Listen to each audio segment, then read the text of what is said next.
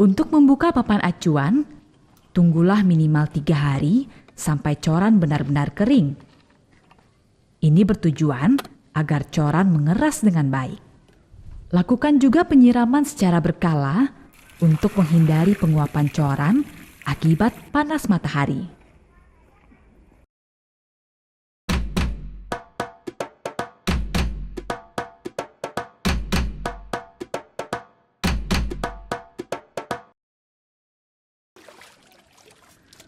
Untuk pemasangan tembok rumah, rendamlah batu bata sampai jenuh.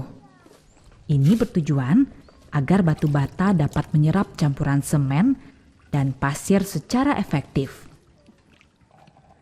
Buatlah ukuran tegak lurus dengan menggunakan benang dan pemberat sebagai acuan pemasangan batu bata.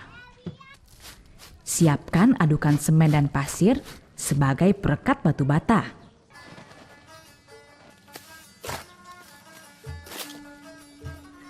Batu bata yang sudah terendam dipasang secara zigzag di atas balok pondasi.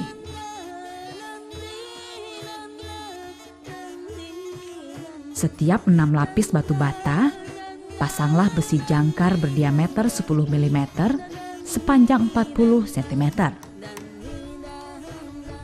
Ini bertujuan untuk mengikat dinding batu bata dengan tiang kolom agar dinding dan kolom menyatu.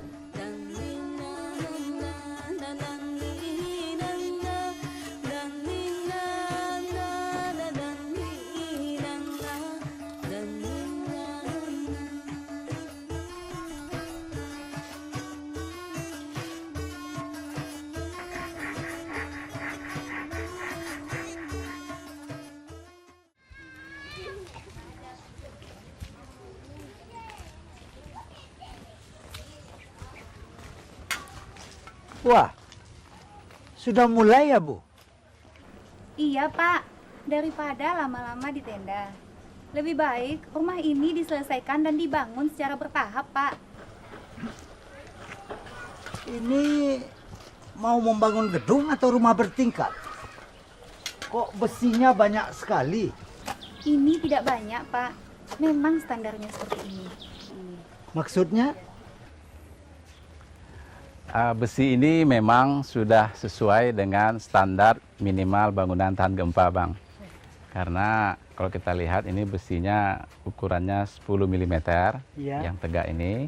Kemudian ada diikat, ini disebut bagel, untuk menahan supaya besi ini tidak lepas. Nah, ini ukurannya 8 mm minimal. Nah, kemudian kita lihat di sini ada angker.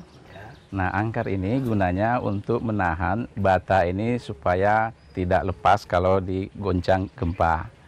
Nah, jadi kalau kita berada di daerah rawan gempa, kita perlu besi yang cukup ya, supaya kalau digoyang oleh gempa, nah bangunan kita ini tidak roboh. Oh, Nah, begitu, Pak. jadi ini penting nih, Pak. Iya, iya. Yang angker ini, Pak. Iya, iya, iya.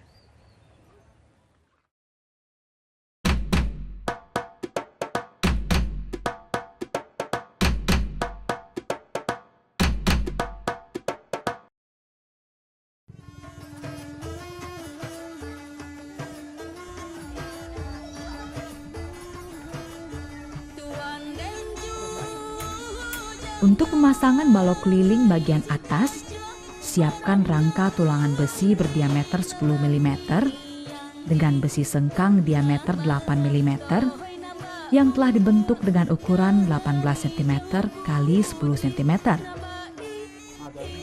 Jarak masing-masing besi sengkang adalah 15 cm. Pembuatan balok keliling ini sama dengan proses pembuatan balok pondasi.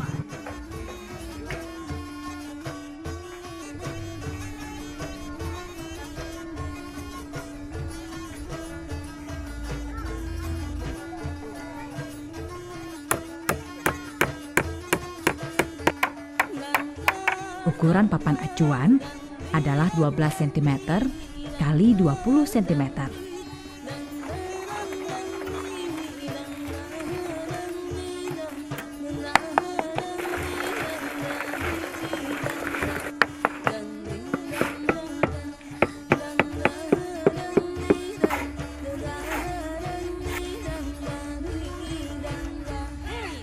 Papan acuan bisa dilepas setelah 3 hari agar proses pengeringan berjalan lebih efektif.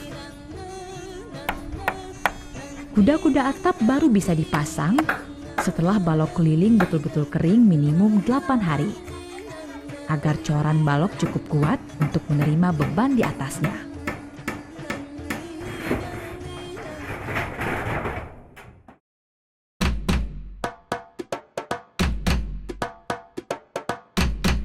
Pemasangan kuda-kuda. Pemasangan kuda-kuda atap dapat dikombinasikan antara bingkai dari beton bertulang dengan rangka kuda-kuda kayu. Bingkai dari beton bertulang dilengkapi juga dengan gunung-gunung atau ampik dari pasangan bata yang diplester. Standar ukuran kayu yang dianjurkan yaitu 8-12 untuk bingkainya, 6-12 untuk gording maupun pengikat kuda-kuda.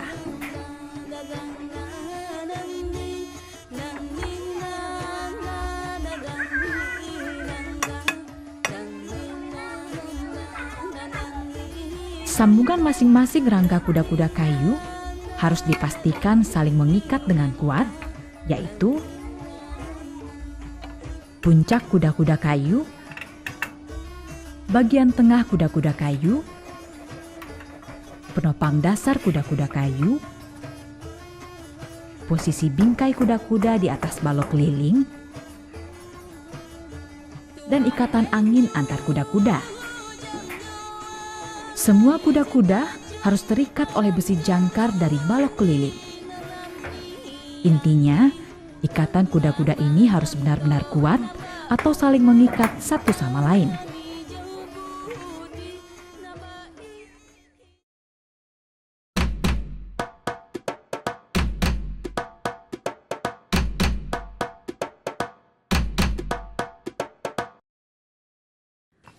Komponen-komponen bangunan seperti besi jangkar,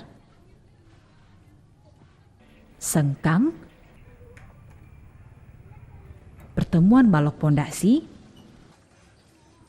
besi jangkar pada tembok, penopang kuda-kuda dan kuda-kuda mengikat menjadi satu kesatuan sehingga tidak mudah rubuh saat gempa terjadi.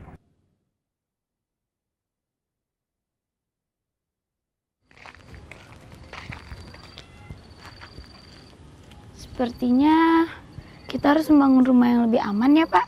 Benar, Nak. Walaupun sedikit lebih mahal, kita harus pastikan bahwa kita aman pada waktu bencana.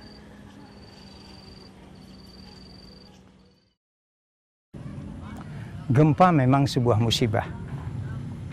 Ketika kita menerima musibah ini, selain daripada kita siap secara fisik, harus mental kita juga didekatkan kepada Tuhan. Kita harus bersiap dalam artian tidak tergesa-gesa dan jauh daripada sikap mubazir. Berdoa dan berusaha.